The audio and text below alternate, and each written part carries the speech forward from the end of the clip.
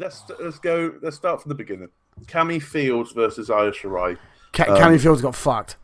Literally. She got fucked, as it should be. Yeah, and then Io Shirai post-match went, I'm going to go get a kendo stick and fuck you up. And then Candice came down to the ring, took the kendo stick out of her, and proceeded to beat the ever-living fuck out of Io.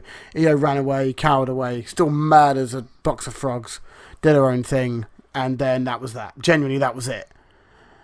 But, go on. Do you think we're going to get a trilogy from this? Yes. Very much so. If they're still continuing it with it now, so yeah, by all means, they've got to. If it was just a one and done, then there wouldn't be any sort of continuity with it, really, would there? Be interesting to see what happens, because I think, because obviously at the moment, Io Shirai can't challenge Shayna Baszler because she's had enough chances. I think that's the rule. Well, didn't me and him get one chance and that's it? Because Io Shirai had several chances and couldn't beat. Or was that Kairi? That was Kairi. I'm sure it was Kairi. I'm sure it was Shirai as well. Io Shirai only had, 2 shots? Yeah, and I'm pretty sure Shayna and William Regal made a deal that it was her last opportunity. If she couldn't beat her at a couple of takeovers back. Oh no! It was at the It was in that cage match on NXT, wasn't it? That she didn't win, which then she turned heel on. So yeah, it looks like she can't face it yet. So I think they're going to hold off on her until they might. Now that NXT's on TV, War they Games might even do it. But I think Candice is probably going to take the belt off Shayna, and then maybe in a triple threat with I don't know, but I think Rhea Candice Ripley. would.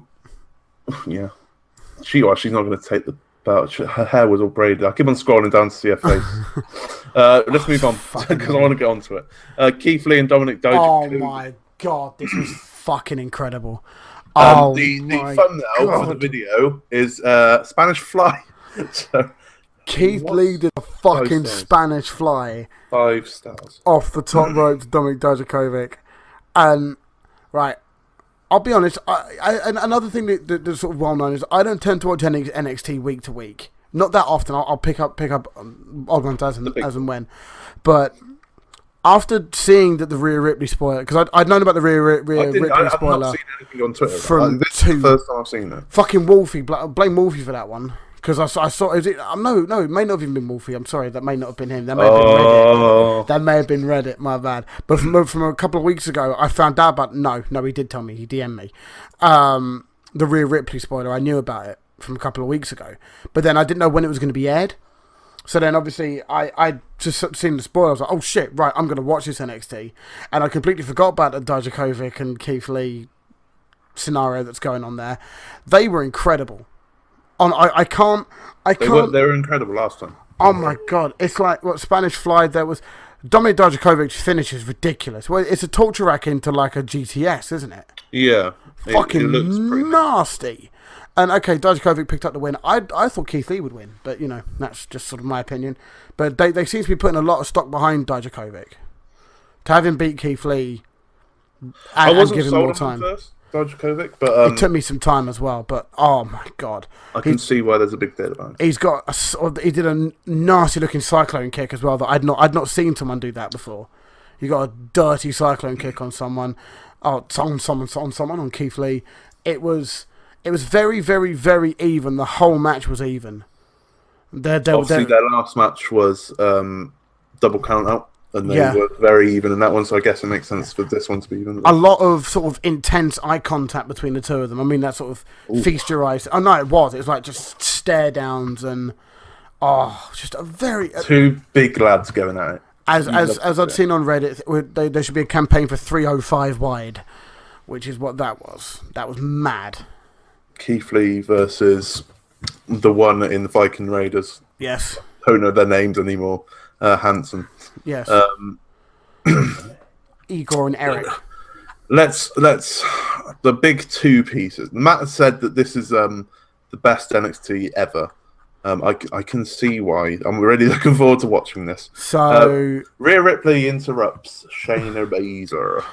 And it's a perfectly timed interrupt. So you've got Shayna comes out with Jessamine Duke and Shafir, whatever her fucking name is, and they sort of saunter down to ring as they usually do. And Shayna Baszler gets a mic, literally just goes to put it to her mouth, and you hear, "This is my," and it just kicks into Rhea Ripley's theme. The whole crowd goes fucking insane, and then they're like, "Oh my god, this is awesome, fucking brilliant." Rhea, because she's such a fucking badass, wanders down to the ring.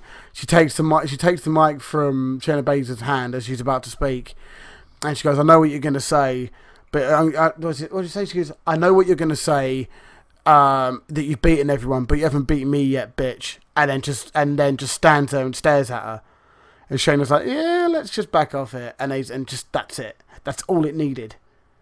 It was short perfect, and sweet, but impactful. Oh. Absolutely. I wonder if she's going to be a heel, because NXT don't usually do heel versus heel, but she was a fantastic heel on NXT UK. She might be a face to start with. She might be the face of this feud, and then, but then you look at, there's only one other face is high up in the women's division, isn't there? You got Mia Yim. Obviously, she's only just faced Trainer. Tweener. She's the equivalent of a tweener. She's as close to a tweener as you could get. She's a face that does heel antics. Candice LeRae. Uber babyface. You couldn't get any more collar cut babyface. But yeah, there's very just bolster up the face for one pay-per-view and go to being classic, awesome heel Rhea Ripley. Before we go on to the main event, I just want to put out, this was perfect from NXT. If this looks like the best show. Yeah. Obviously, there's going to be massive hype around it. People are going to be watching it on the network. And if they see this show and go, wow, why have I not been watching NXT? They're going to be tuning in. Yeah, like why have I not been tuning in every week? Obviously, you know everyone in NXT. But people probably have never seen NXT before, and this is the first show they're going to go into, possibly. And be like, oh my god, what have I been missing? Jack, it's almost like they know what they're doing. Exactly. And people are going to be like, well, I'm definitely watching NXT when it goes on USA. I would not be surprised if they make this whole episode free to air on YouTube. And I think they should.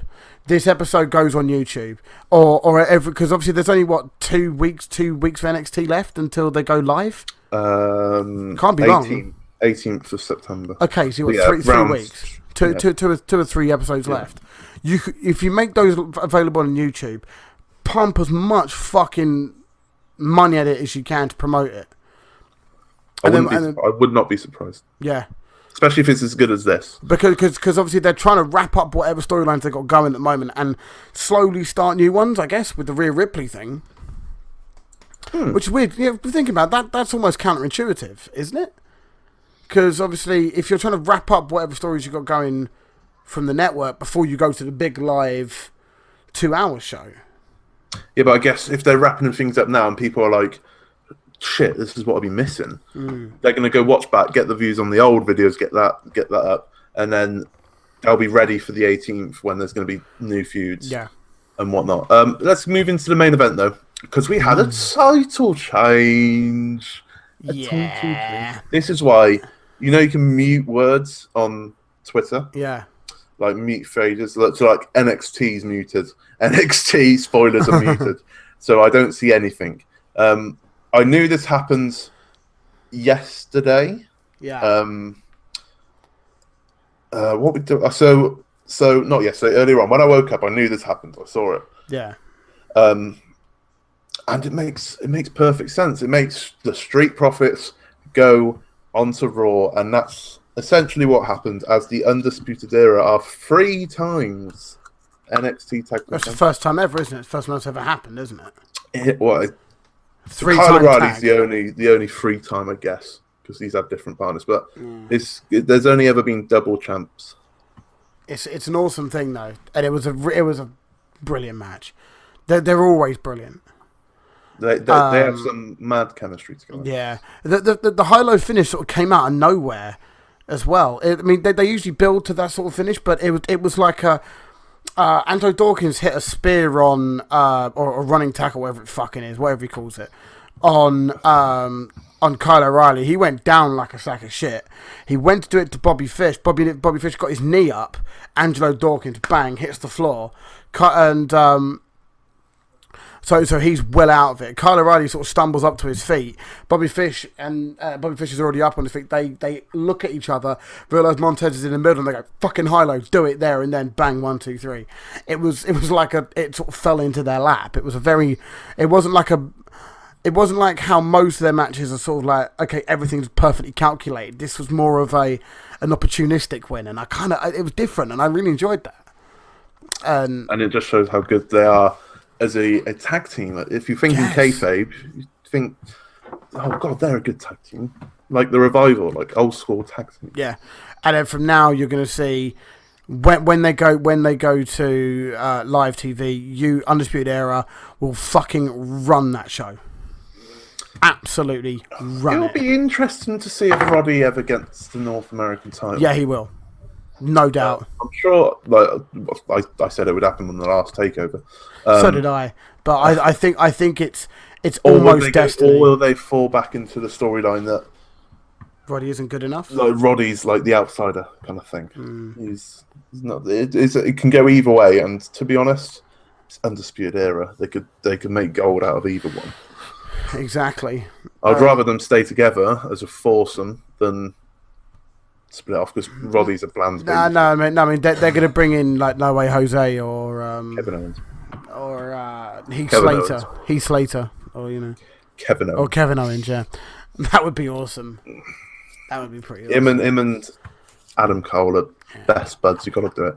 And just one minor thing. I don't know whether they do this often, because again I don't watch NXT very much, but they dedicated like a 2 or 3 or 4 minute package to Johnny Gargano's career in NXT. And they're making it public that where does Johnny go now? What does Johnny do next? Does he stay in NXT? See if he pops up in the first show. I mean, I think he'll pop up in the first show. I just think that I don't think you're going to see him wrestle again in NXT. I think this is him going off to SmackDown or Raw now. I think this is it. But then considering how Tommaso Ciampa, the whole thing that happened there. Well, the feud, wherever it is, the feud's dead regardless. There's no heat in that feud now anyway, because Ciampa's a face. Ciampa's going to be as uber face when he returns. He's trying to be heel on the YouTube videos of Adam Cole, like saying stuff about Adam Cole, but the fans are going to give him the biggest of big pops when he returns. Big W as well. Big dub. Was NXT, and that's the first time Chris is ever going to talk me through NXT, and it's probably going to be the last time as well. Yes, I'm gonna name this when Chris watches NXT. I think I'm gonna do that. But it does. I'm gonna watch it either tonight or tomorrow. It does look like quite possibly the best NXT ever. We had a surprise debut. We had squash match, massive boys punching each other, and a title change. What more do you want? Big strong boy.